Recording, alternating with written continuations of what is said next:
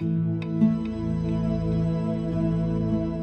the biennial, I have made 5 new paintings and basically take the subject of Venice and the psychodrama around this quite magical and special place and the place that it holds in art history and in film and poetry and other materials aside from painting.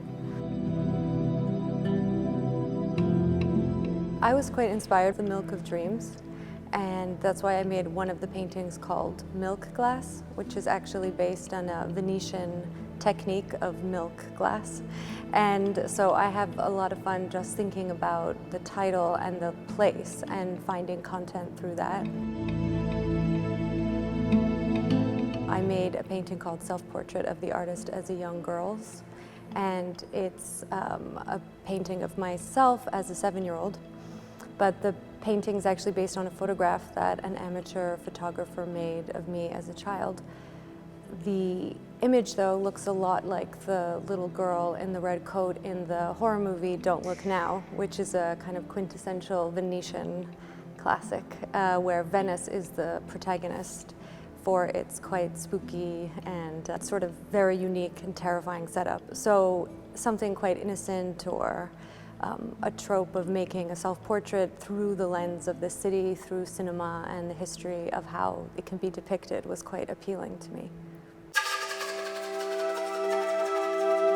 In terms of thinking about Venice as well, there's so many cliches about the pictorial aspect of the city that is actually quite fun to work within. So I made a painting of a canal in the city where I was born called Montreal, but a very basic, industrial, not glamorous canal, and I called it Birth Canal.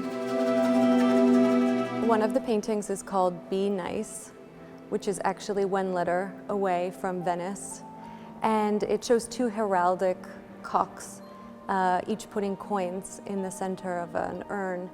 And I was thinking about how Venice has been the center of finance for a very long time, and quite ruthless trade deals have occurred here in such a way as to allow art to proliferate and prosper. And this intertwining of the socio-economic design of the city and the way that art came from that feels like an appropriate thing to try and find a visual equivalent for.